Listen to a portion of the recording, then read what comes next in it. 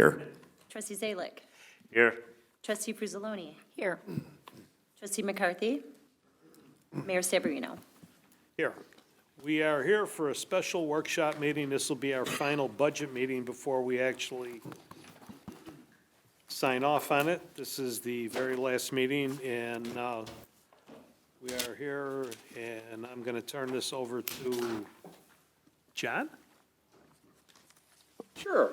Why not? Okay? Sounds It's all good. yours, John. Why not? I like that. I'm always good for a couple of Keep words. smiling, John. Good evening. Thank you, Mayor and village trustees. As the mayor indicated, this is the fourth and final scheduled budget workshop for our fiscal year 2026, which begins May 1st. So I've got about a whopping 3 minutes for you all tonight, just to kick things off before we turn it over to our engineering department. The capital improvements program encompasses the combined activities of our capital projects fund and our motor fuel tax fund. So the 5-year capital improvement program plans for the systematic replacement and rehabilitation of 3 major infrastructure groups within the village. The first being our expansive roadway systems, second being our storm sewer systems, and lastly, village-owned facilities. To the next slide. On average, we have about $6.6 million in annual revenues dedicated to caring for those public infrastructure assets. I've listed the principal revenue sources at the bottom of the slide. And I won't belabor this too much because the mayor's already spoken pretty eloquently about the middle column regarding grant revenues. Historically, the village has done great work in securing large amounts of grant assistance over the many years we've been doing this. The schedule here, I wouldn't necessarily be alarmed by the declining dollar amount per se. You know, if you look 5 years out, we're typically not applying for grants for fiscal 30 yet. But as the mayor had indicated, the climate in Washington has shifted a bit, and so it sounds like we're going to have to just pay a little bit more attention to what's happening in Washington in terms of those opportunities may not be as prevalent as they once were. So we'll need to be keeping a close eye on that and adjusting as needed as we have more experience.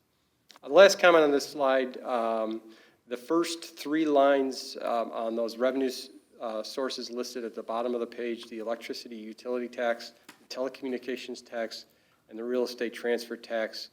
If you recall, 5 years ago, we added a property tax to the mix because of funding for capital. So these were previously sources of revenue in our general fund. So as a result of that property tax discussion, these became permanent revenue sources for the capital improvements program. And I'm pleased to report we are still on track in terms of the revenue generation by those 3 dedicated revenue sources.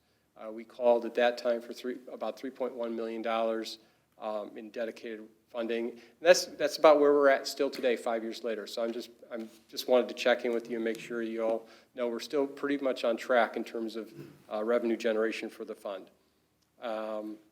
So it's stable. It's not dramatically changing. Obviously, I think the biggest takeaway is, yeah, we'll have to kind of watch the environment and see how grant assistance pans out over the coming years.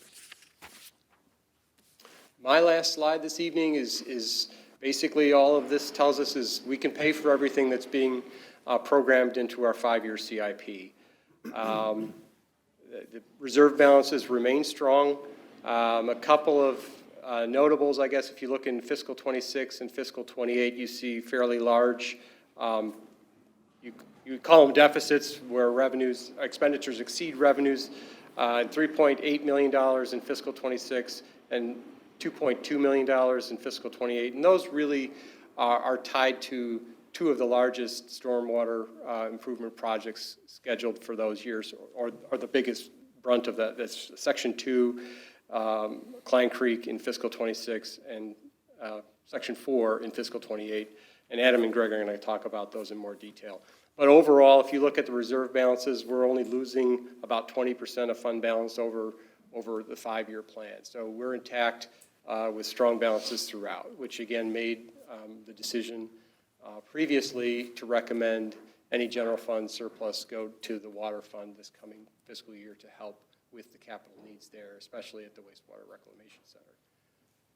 That is all I had for this evening, just to kind of kick things off. If there are no questions, I'm happy to entertain any at this point. But if not, I'm going to turn it over to Adam and Greg, and they're going to kind of run through what's in store for the next 5 years. All right, I'm going to start off tonight with a brief overview of our assets and funding for them. So the two pie charts within the blue box there show our assets, and they're broken down by cost to construct them currently at this time here. Now, the first pie chart on the left also includes the water and sanitary portion of our assets too. Obviously, we learned, at the last presentation that the Water and Sewer Fund manages those there. So taking a look at the other pie chart on the right side there, these are the three assets that are funded by the Capital Projects Fund. And then you take a look at the pie chart on the top right there for FY26 budget. You'll see that we have 60% of the funding for FY26 is for transportation, and we have 66% of our assets are transportation as well. 37% is stormwater, because we have a couple of larger stormwater projects ongoing at this time here. And then taking a look at FY26 through 30, it increases a little bit. The transportation portion of it increases a little bit to 75%.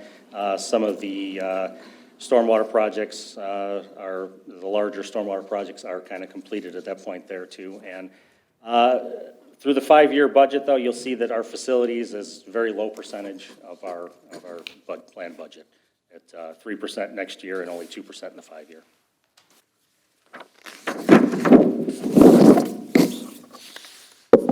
So this slide here is literally just a cut and paste of the transportation portion of the CIP. I know that it's kind of hard to read here. Not looking to go through total detail on this here, but there's a couple of things that I did want to point out here. First of all, the first 4 lines there are our typical annual projects that we do. The second thing that I wanted to point out is the flexible pavement program is typically adjusted either 1 year through the capital projects fund or the MFT fund. So in FY26 here, earlier tonight, we approved a resolution for the $2.6 million of MFT funds for the flexible pavement project this year. And the reason why we kind of stagger it from year to year is kind of keep the fund balance of both projects healthy. And the third thing that I wanted to show on here is basically projects, we'll call it projects 10 through 18. That's all of our grant funded projects, currently funded projects that we're basically going to work through for the next 5 years. Adam, before you move on, can you, I'm sure that at least some of the board members might be thinking about, on the heels of what the mayor mentioned from his meeting this morning, what are we doing to watch those grant-funded projects so we don't get caught off guard if funding isn't going to come in for them? Yeah, excellent question. So I have a monthly meeting with DuPage mayors and managers. Basically, we're listening to what they have to say. You'll see a little bit later in this slide, presentation here, we have the Southeast Bike Path project that's about to go to construction. The bid opening is, I think, April 25th. We just signed local agency agreements for that at the last board meeting.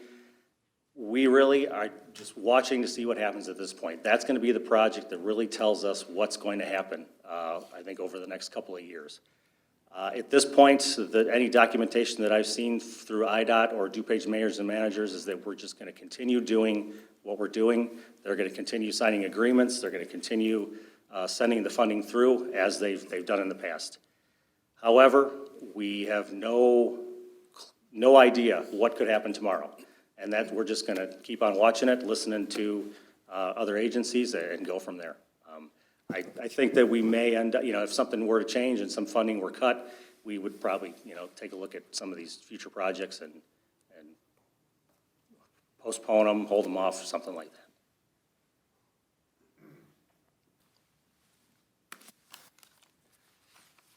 All right, so moving on to the flexible payment project. So this is about a little over 20 years worth of history. And this first slide shows the project size over these 20-some years. A couple things that I wanted to point out on this slide here is that back in 2024, right here, you'll see that up until that date, that was our smallest project by square yards that we've done in the past 22 or so years. Now, proposing for 2025, again, the smallest project that we have done in, the recent future here. So 2024's project was about 61,000 square yards, and this year's project is going to be only 56,000 square yards of milling and resurfacing. The next piece that I wanted to show you here is that this first box is basically what we did about 15 years ago. And if you recall from our presentations from last year, is that our typical pavement life has a cycle of 12 to 15 years. And at that point, you would want to do more of a major kind of treatment to it, like a resurfacing. So if we were to repeat that cycle at this point right now, the average number of square yards of pavement we did over those years was about 120,000 square yards of pavement. So theoretically, if the pavement had a life cycle of about 15 years, we should be doing about 120,000 square yards per year again. And that would be reflective right here. Fortunately, with our maintenance tactics, we've probably going to be way less than that. You'll see that for this year, we're only talking 56,000 square yards. I don't see much of an increase over the next few years. And I'll get into a little bit more reasons why in the next couple of slides here. Basically, same chart here. The only difference is that this chart is showing cost rather than size of the roads. So this is cost to get the project completed. Obviously, even though these last 2 years were our smallest square yard projects, they're not going to be the least expensive projects because, of inflation and all those things there. So like I said, the last slide, if we were to continue doing what we did in the last 15 years, kind of repeating that at this point, we would see costs in this range here of over $5 million per year at this point here. And you'll see that our 5-year CIP is only about $3.1 to $3.2 million is what we're projecting to do for the next few years. So the good news is that the maintenance that we're doing is really helping us out, and we're going to be able to push some of our roads off farther beyond the 15, maybe even 18 to 20 years. So this next slide here is a couple things here. A couple of these were repeats from last year's presentation as well. I'll start with the upper right graph here. This was a pavement condition index study, kind of history graph here. Going all the way back from the 90s up until 2020 or 2017, we always rated somewhere in the 70s or 80s, which was very good. This last pavement condition study that was done late 2023 actually put us at about almost an 86, which puts us into the excellent category.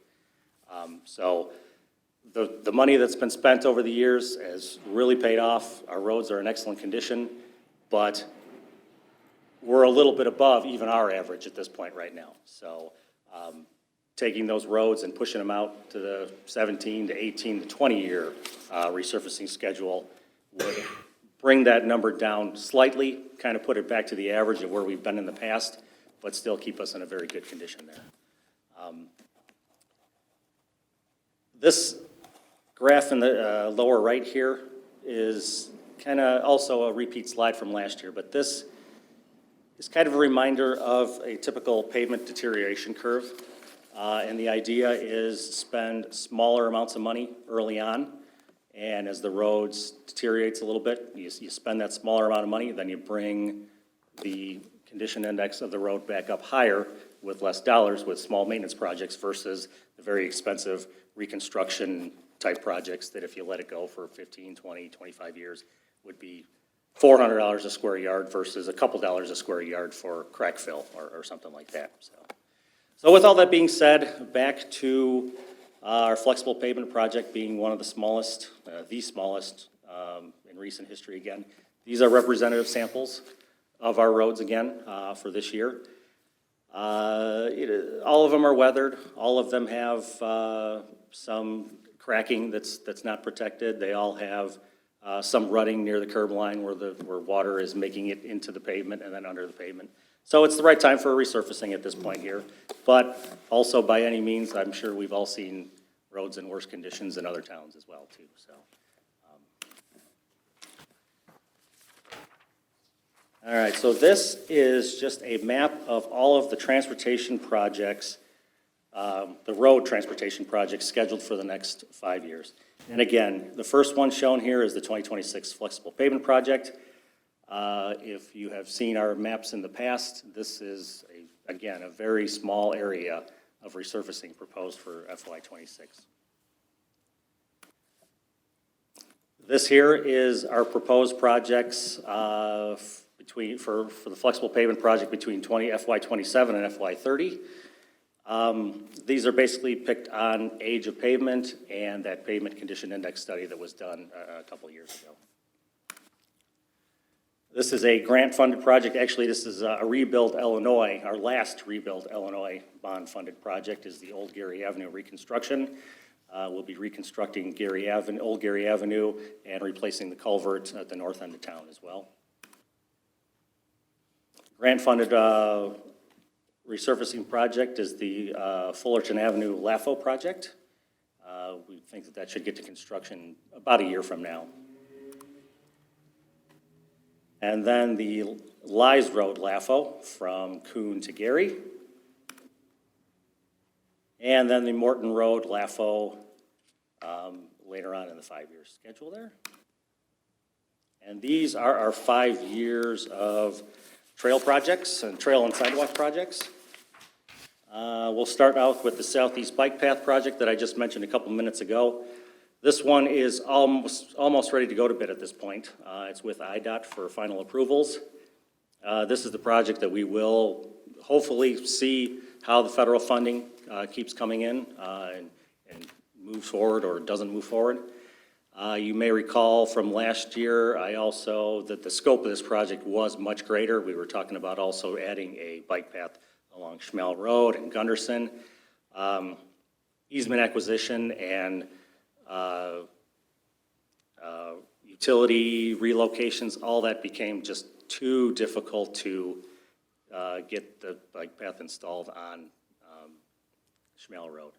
So we will be extending a new bike path from the Great Western Trail, which is right here, and getting it connected to the existing trails within Community Park and also reconstructing all the trails within Community Park. Next project goes with the Fullerton Avenue LAFO project, is a new sidewalk on Fullerton. We will be installing, the east half of that road has sidewalk already and it just kind of dead ends right around center. So we'll be extending sidewalk to Gary Avenue right over here and connecting to that sidewalk, so it'll be a continuous sidewalk all the way to Schmel Road. And also with the Lies Road LAFO project, we will also be rehabilitating the bike path adjacent to that roadway there from Coon to Gary. And this will complement the, if you recall, the Lies Road bike path that was installed about a year and a half ago from Gary to Schmel. This will complement that project nicely. This is the Kehoe and Kimberly sidewalk project, running sidewalk on basically 2 of the arterial streets within the industrial area. And also you'll see we're connecting to the new sidewalk on Fullerton as well. And the St. Charles Road sidewalk, this will be a sidewalk from Gary Avenue to the Southeast Bike Path, which will actually be installed in DuPage County's right away, but it will be our project. And again, with the Morton Road reconstruction project, we'll also be installing a trail that goes from the existing Lies Road Trail to the trails over at the church there. All right, so this here is, we're trying to break down our funding, trying to show you the differences between the village funding and the grant funding. So in FY26, we'll be 69% of our funds will come out of our village funds, and 31% will be grant funds. So the projects, again, that I'll be going through here is the flexible pavement project, 100% village funded. Our preventative maintenance projects, which are our crack fill, restorative sealer, pavement marking projects, and patching projects, is also funded from the village fund. Southeast Bike Path that I was just talking about as well. Construction, $825,000 is grant funded, and $196,000 of general funds. Klein Creek Trail is village funded, which Greg will have a slide about that one in a couple seconds here. And the old Gary Avenue reconstruction project, we have $940,000 in Rebuild Illinois bonds funds left, and the other $360,000 will be MFT funded. Fullerton Avenue, LAFO and sidewalk, construction costs there, breakdowns of the federal is the red arrow, and the blue arrow is the village funds.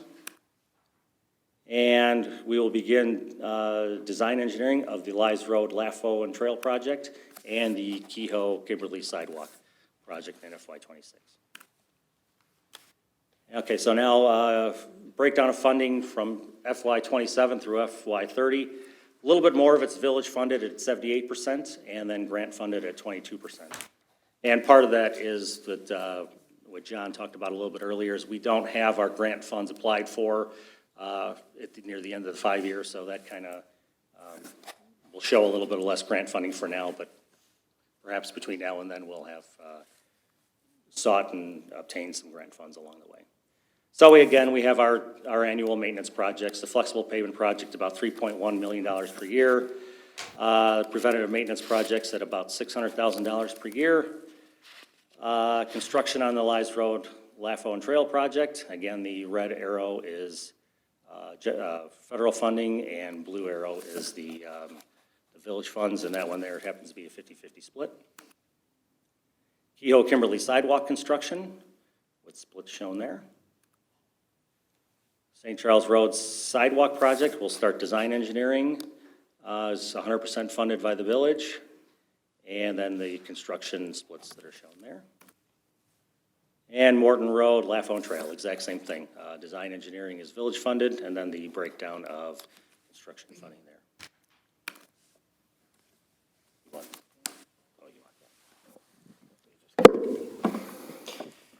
All right, so this is the Klein Creek Trail. This one I did because it was in conjunction with the stream bank stabilization on section 1.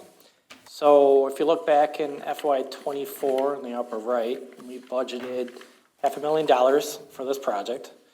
And to date, we've spent, 66% is roughly paid by village funds. And then we have fallen into a few grants, luckily, the DCEO grants that were handed to us recently. So those took care of almost 25%.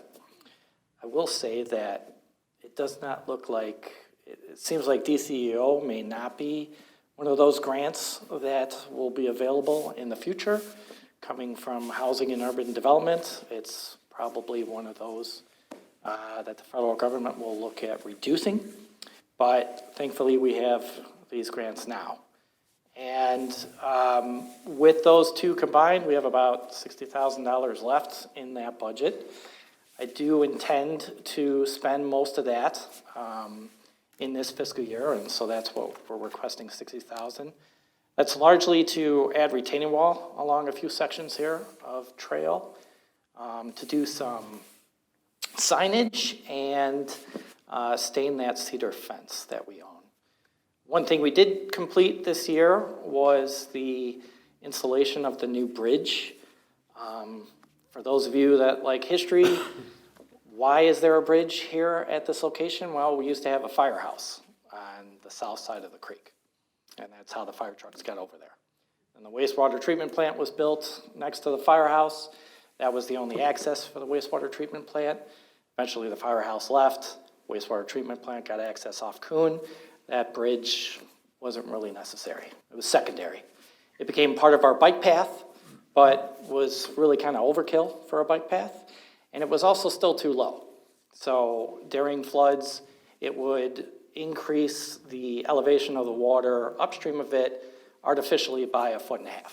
So what we did was during the stream bank stabilization, took out that bridge, raised up those abutments about that 18 inches, put in a new bridge. This is a wooden bridge that we were able to pave over, so it's a nice continuous surface of asphalt rather than going over the wood planks, and I think it looks pretty nice. So Hank in Public Works and I are working on a little project here. He's going to add some living willow archway in front with a nice little Klein Creek Trail sign, and for just a few $1,000s, and that would be part of the $60,000 budget. But Hank's got a skill for that stuff, so I'm excited to see what he puts together.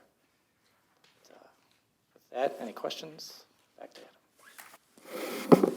All right, so I have one more slide, and this again is just the snapshot of the facilities projects portion of the CIP. There's really no new projects proposed in this budget here, so I'll just kind of go through briefly a couple of noteworthy ones here. Number one, the Public Works facility improvements. There's $300,000 left for basically to finish all the work at the Public Works Center there. Another $300,000 is set for making some modifications to the side walls that we have at the wastewater treatment plant there for the spoil piles that we have. The ones that are there are just not quite big enough. Spoil makes its way right over the storm sewers and sanitary sewers and kind of makes a mess over there. So a little bit of additional work needs to be done there. The other one that I'll mention is number 2 is the town center electrical improvements, because it was brought up a few weeks ago at the previous presentation. We do have $640,000 placed for FY28 to do a lot of the work that was proposed and talked about in a presentation a couple of months ago. So that's sitting out there too. So really, that's about it for transportation and for facilities. If there's no questions on either, I'm going to turn it over to Greg for stormwater. Anything? No questions? No questions. All right. Moving on to stormwater. So I just want to set the table with stormwater. It has 2 objectives, both from the federal level. First one is the obvious one, the flooding, the protection of public and private property from damage and lives as well. The other one is water quality. So the Clean Water Act requires that we also make sure that the water within our waterways and lakes and creeks are of a good quality. And the thing I want to emphasize about that is it's not just chemical water quality issues.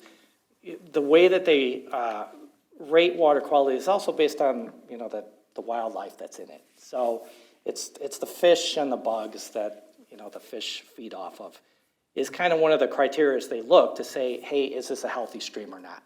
So you can have a lot of, chemicals in there, but if your fish and your bugs are still living, well, that's good. Then, maybe it's not as, polluted as you would think. So it's a balance between chemical and fish and bugs.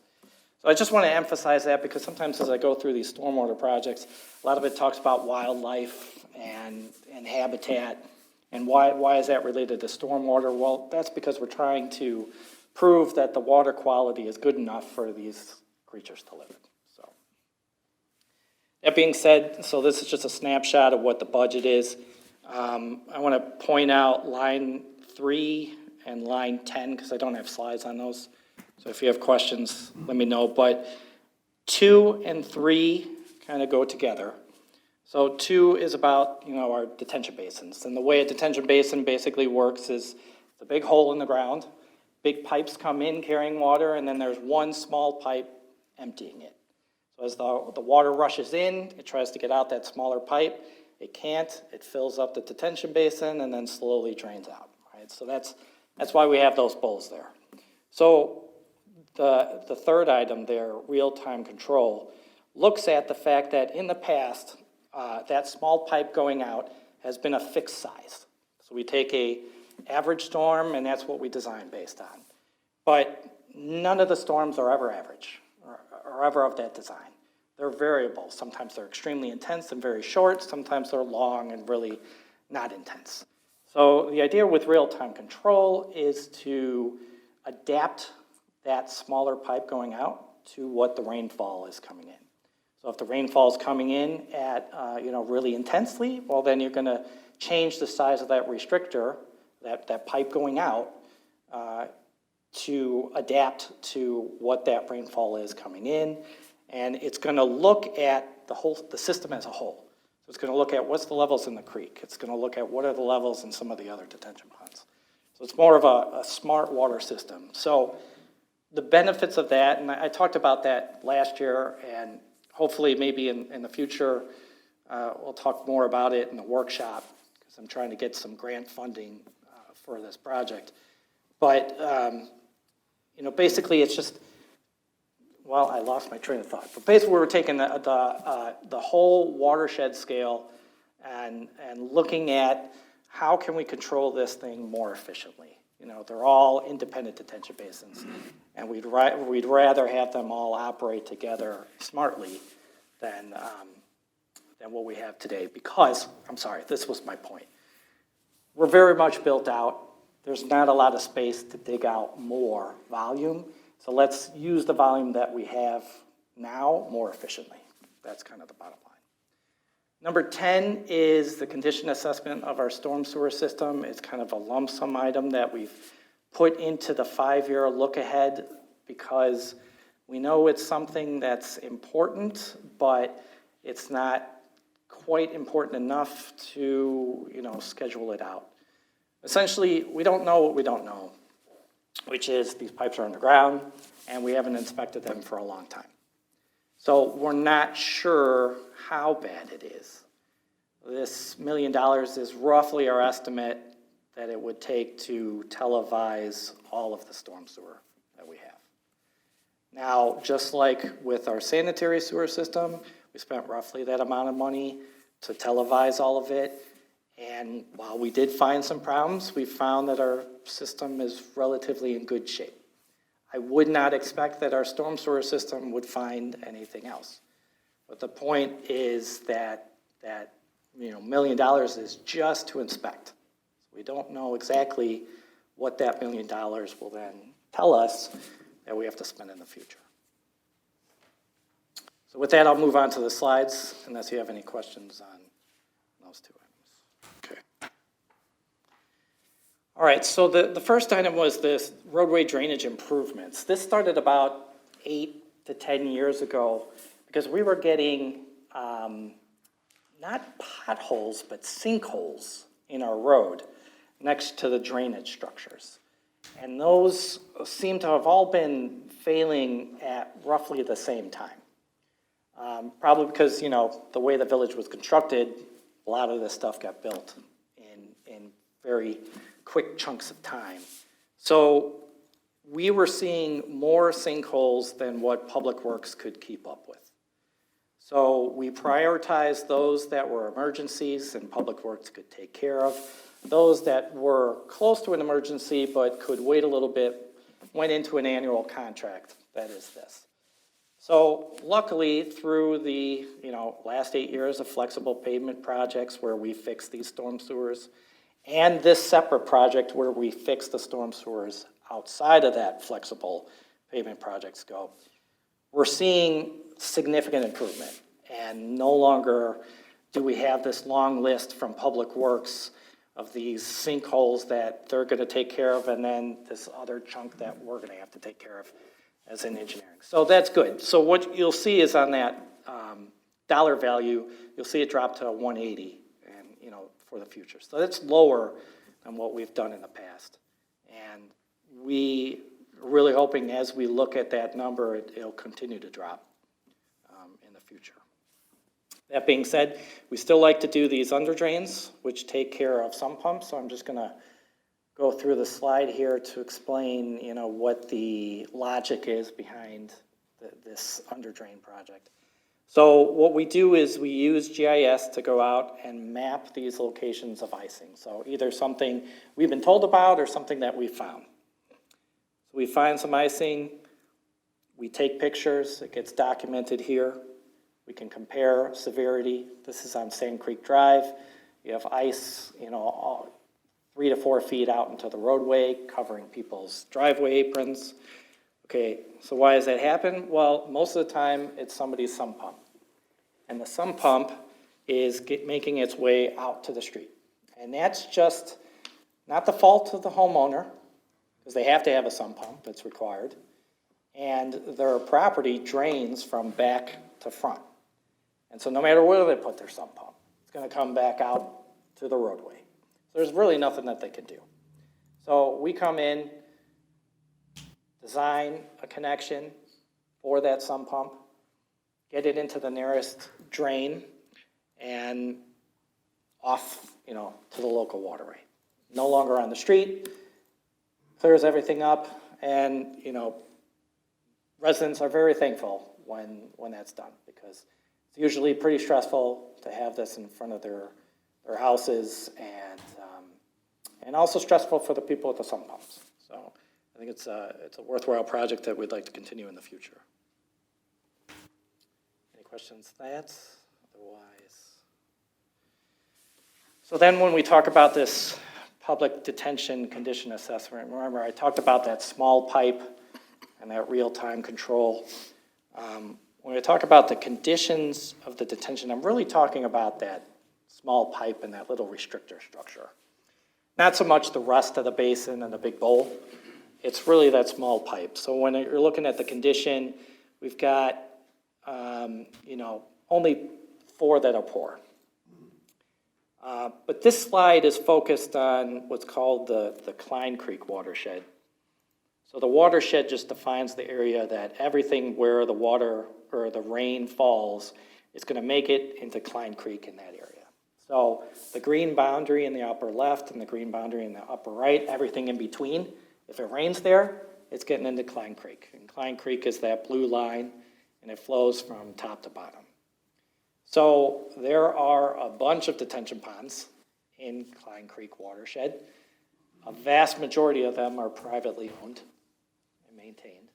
We have about 35 that are Village and Carroll Stream Park Districts. I want to emphasize that the Carroll Stream Park District owns the land.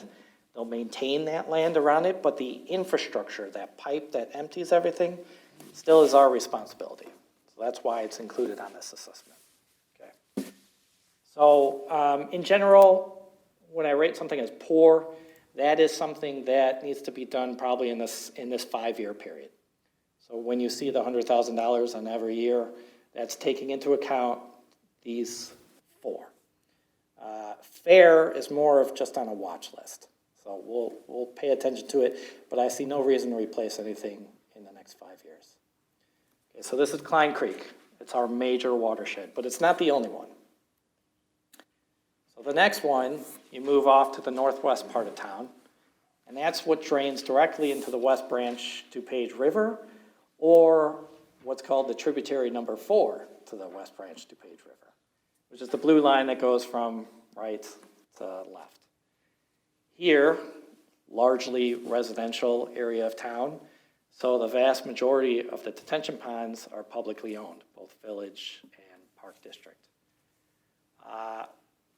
Between those 2 watersheds, about 5 of those are in poor condition. So once again, that $100,000 that you see in the next 5 years would be taking care of those restrictors. The third watershed that we have is called the Winfield Creek watershed. This is in the southeast part of town. So you can see Schmale kind of runs through the middle of that. You got Caputo's and then Home Depot at the bottom. One thing to note on this is there is only one publicly owned detention pond, and it's Community Park. So that's just a carved out larger basin that when Winfield Creek floods, it can fill up and then empty. Other than that, it's all private. The other thing to note is there's no blue line that goes up to the left, right? There's no creek. But that's not because there's no creek there, it's because at the time that they were mapping that, that was all in storm sewer by then. So a creek that used to exist is now in a 30-inch pipe under the ground. And what I'm trying to emphasize in the pictures here is that that's not water that can't get into the pipe because it's raining too much. That's water that's coming back out of the pipe because it's raining too much. So you can see the Home Depot there, it's a geyser coming up. So the parking lot is full of water coming out of this pipe that's overwhelmed. Because he took a creek that had its chance to, fill up and spill out, can no longer fill up and spill out. It fills up that smaller pipe and then shoots out, through the manholes. So if you look at the flexible pavement project map for the next 5 years, a lot of this area is going to be part of that, resurfacing work. So I want to take a look at this area of town, analyze all the storm sewer in the drainage area, and see what kind of fixes we can do to help out some of this roadway flooding. And then those, suggestions could get put into that flexible pavement project. So one specific example is this Gunderson and Maine. If you guys are aware, this floods quite frequently, but especially when it's a very intense rainstorm. I've highlighted in that blue dashed line the storm sewer that drains it. You can see the way it's kind of jagged and moving. That kind of gives you an indication that that is where the stream used to go. So that's the storm sewer just kind of tracing where the stream was. And it's not big enough, and when it fills up, it pops out and floods that whole street there, and then we have to shut it down. So, yes. I know the dotted line may not be a true representation, but is it making 90-degree turns like that? It is. So could it be getting blockage also? It loses energy and thus capacity when it has to make those 90-degree turns. So one of the things that we can do is make it straighter, make it more efficient, and be able to carry that water in that size pipe, but more of it. The problem is you now send more water down to Home Depot, and that little geyser will get worse. So it's a balancing act. You can't just, to fix flooding in one area, you can't just push it to another area. So it's not going to be an easy solution, especially because you look at here and it's all private detention. So it's going to take some, creative ways of looking at things to see what we can do to make this better. But the idea is to try and get ahead of the flexible pavement project, so we're going to do that ahead. Sound good? Makes sense? Okay. All right, so we're going to move into the stream bank stabilization projects. This is the overall map of those sections that we decided on in 2017. So the green of section 3 is complete. So section 2 is what we are going to be working on, next fiscal year is construction. Design is still underway. Right now we plan to start construction in November 2025. It's largely driven by the fact that there's a lot of trees that we have to take down, and there are endangered species issues that we can only take them down when that endangered species, which is a bat, is not known to be nesting. We did finish section 1, and last year we finished section 3. So when you add Kehoe's section 1 to it, we're just about halfway done. Section 4 is planned for design next calendar year. And then Kehoe section 2 is It's right there, right on the way to Public Works. Certainly not the worst section, still on the radar, but that would be something that we would probably be paying attention to as far as grant funding, to see if that's something we really want to do, or, you know, maybe make it smaller and just address the very localized problems, I'll say. All right, so moving on, I wanted to go over some before and after pictures to take you through these projects. Starting with section 1, just want you to focus between the upper left and the upper right. So part of this whole concept of water quality and returning wildlife habitat is taking a straight channelized farm ditch and meandering it into a more naturalized feature. So that's essentially just kind of creating different types of habitat for the fish and the bugs. So you can see with all the space that we had, we were able to do that, add some wetlands on the side, and makes it a pretty unique project. So you can take a look at the left side. At the top is before, lower left is after. What you want to focus on is on the right side of the bank. If you kind of see like a shed in the middle right, and then you look at the same shed at that lower left picture, you can see how much stream bank we added back for them and then stabilized. Here are some more pretty pictures. The one to focus on is the lower left. So the flow is from top to bottom. The channel used to just go straight along those properties. What we did is we meandered it away, filled in that area, but then on the right side, we cut out all that dirt and made that a wetland and a floodplain area. So when the creek fills up, it can spill out into that area that acts as storage, but it also slows down that water on the outside so that the plants can filter out some of the sediment and pollutants that are coming in that storm flow. And that's what creates the water quality aspect.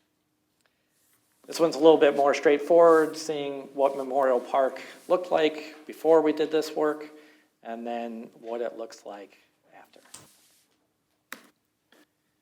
So overall, with section 1 in FY23, we budgeted $3.8 million.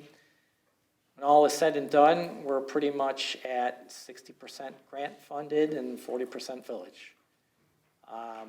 This fiscal year, looking for $240, which is going to cover the last year of this monitoring and maintenance, and then a few other items to finish off that contract. I don't have anything budgeted then in FY27, and so far we're on track, to be under budget by about $70,000. One of the reasons why we're under budget is, in the upper left is the spoil pile. So when we dug those wetlands, we had to get rid of that dirt somehow. So we put that into the area that's not planned to be used by the WRC in front, just north of McNeese Drive. We kept that open so that when Public Works did their project, they had a place to lose dirt as well. And then we had to find a way to cover that with topsoil and get that seeded. So I worked with a development that's still under construction. It's the one down at Morton and St. Charles, where they're putting in the truck parking, CIE transport facility. And they were putting in these permeable paver, and it's a really deep pavement section. And we know from our construction of Morton, there's a lot of really good black dirt that was there. And so all of that was coming out for the pavement was all, great stuff, and I didn't want to see that leave. So I worked with the contractor. It made sense for them to be able to dump this very close by, and then that's their bulldozer, and then they dumped and spread it for us, and we got all that for free. Then staff did all the seeding in-house, and so hopefully that'll stabilize later this year. And then in the lower left is just a $15,000 grant that we got from the Conservation Foundation. And on that section 1, this is right near the gazebo for Easton Park. We're doing a demonstration garden. And we worked with volunteers from the DuPage Organic Garden Club to help plant this, and they're gonna help me again this year, and add some signage, and all that is covered by this grant. I'm gonna move on to section 2. Section 2 is that stretch between Illini and Thunderbird, which is nothing but people's homes on either side. Straight stretch, not gonna be able to do much with it. 30 feet of working space, not a lot. So we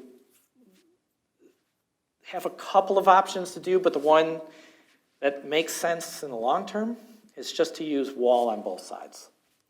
Because the only access we have is at Illini and at Thunderbird. There's nowhere else in between. And to come back in there and do maintenance will be a pain, for the future. And so if we just stabilize these with the walls, it's more or less this one and done kind of thing, and should last for quite a while. One of the reasons we know this is because in 1972, we had a big flood. One of the things they decided to do was increase the capacity of the creek. So they sent bulldozers in there and widened it. And on the plans, you can see there are 2 properties with concrete retaining walls on them. These are cylinders that they use for testing concrete strength. So you'll pour them and then they crush them in the lab. Those were turned on their side and made as a retaining wall. So I always joke, there's got to be some bridge in town or somewhere that didn't get its quality assurance done because he was building his wall. But that wall is still there today.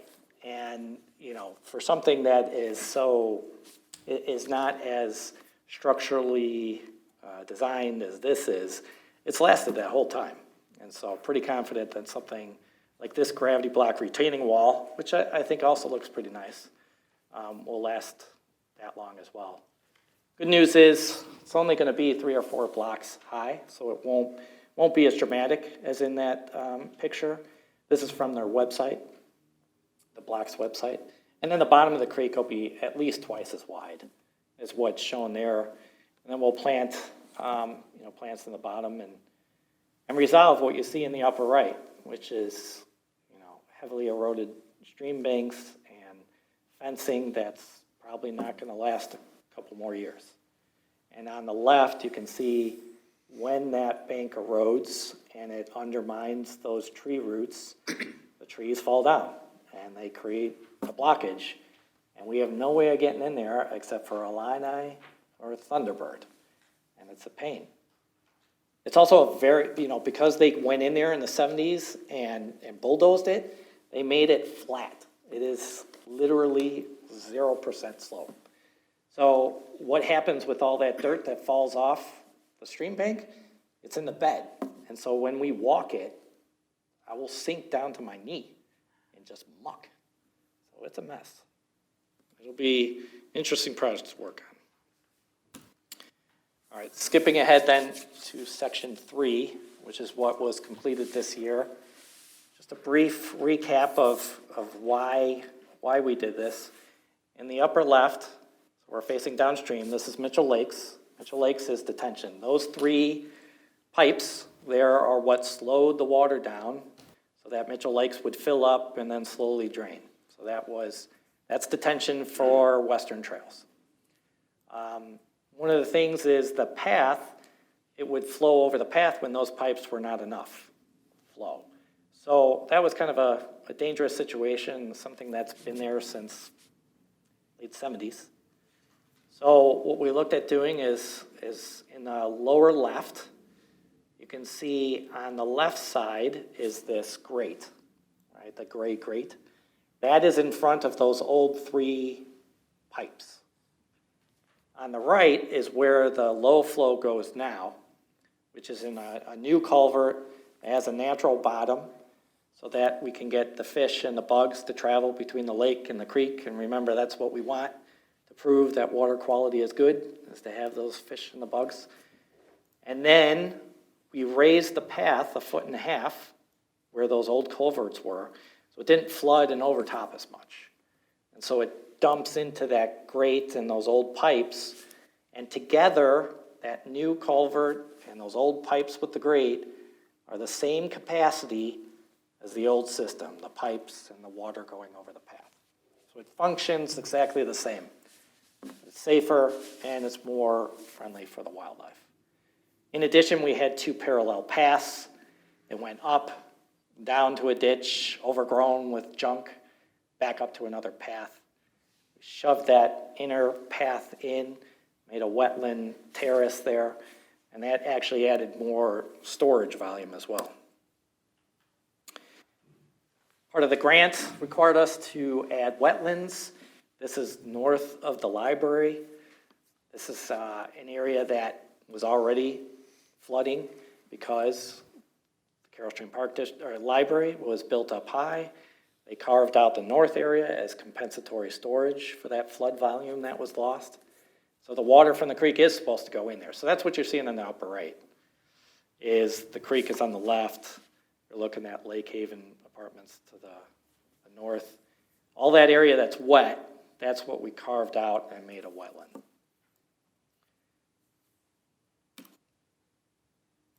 So then moving to the last slides here, showing the southern end. You can see in the upper right and the lower left, that is where the old maintenance building and yard for the Carroll Stream Park District used to be. They were, ever since they constructed that facility on Coon Road, they've been moving equipment and materials out of there. That building was pretty old and they were open to moving it out completely. So you'll remember we, paid them to build a similar type facility over on Coon, get it out of the floodplain, open the space up that allowed us to do this meander, add this wetland. And a lot of that dirt went over to the sled hill, which is now 10 feet higher than what it was before. It's a nice little flat top, and I will say from experience, it's pretty cool. Just my daughter flew down that pretty fast. Yeah, it was good.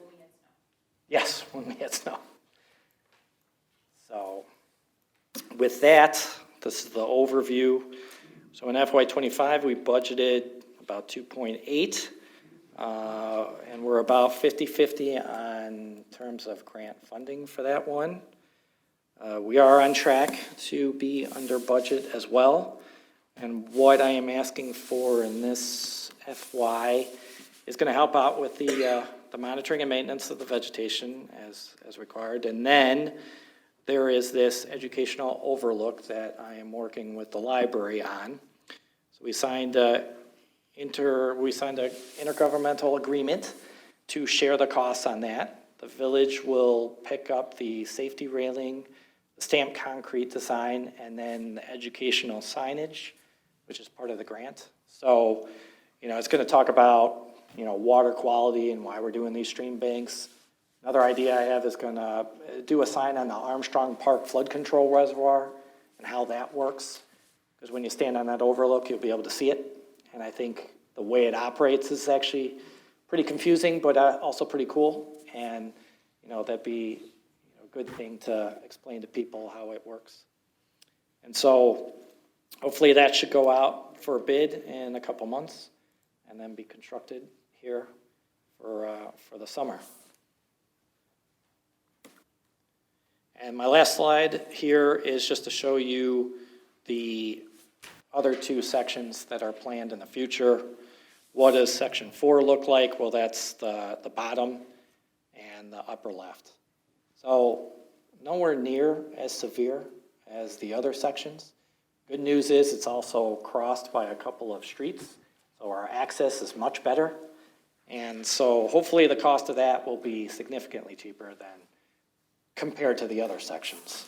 And then Keyhole Boulevard, section 2, there's spots where it's really bad, but it's definitely not the whole stretch. And so depending on grant funding and how things, the environment looks, we can either, attack the little pieces or do the whole thing.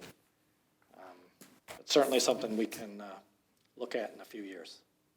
And with that, if there's no other questions, I'll hand it back to. I just want to say this is outstanding. I've grown up here, and as a kid, just going to Armstrong Park and seeing what it was to what it is today. Kine Creek, if you do yourself a favor and the residents just walk along, it's beautiful. And just tremendous work on what you guys have done. It's just outstanding. Great, thank you. I think we're at the end. Just a couple of wrap-up items. The board has already received an early preview of the draft budget for next year. We have a public meeting notice scheduled for this Friday in the Daily Herald, and we will follow that up with the public hearing on your meeting on April 7th and subsequent adoption of next year's budget. In the intervening weeks, if you have questions on specifically on the draft budget document, feel free to seek me out, Bill Homer, certainly, in terms of any fine-tuning, detailed questions. We're happy to address those. I have nothing further. Thank you. He's did an excellent job, I want to say to the entire staff, and I want to thank the board for the patience and all the extra meetings that we've been to in the time. Everything looks good. I just hope that we can just continue on the way we are, and we can just keep making it better for the residents at a respectable cost. I'm very concerned, as I said earlier, about money coming in, watch the grants, because they did say that anything we were promised last year for this year, we should get. So those promises should be kept. That I wouldn't look for anything this year for next year. They made that real clear. So keep staying close to the major mayors and managers, because that'll be the key. I'm also concerned about the county maybe running out of money. And I see we got ARPA money. They got a lot of money, but they've given a lot of money away and done a lot of things. And that money isn't gonna be flown in the way it was. That flow is over with, so at least for the next 3 or 4 years that we can see. So just thank you for the job you've done. Good work. Thank you. Thank you. Great job. No other questions? Motion to adjourn? So moved. Second. Roll call, please. Trustee Guthrie. Trustee Anselmo. Aye. Trustee Berger. Aye. Trustee Zalick. Aye. Trustee Frusaloni. Aye. Meeting is adjourned.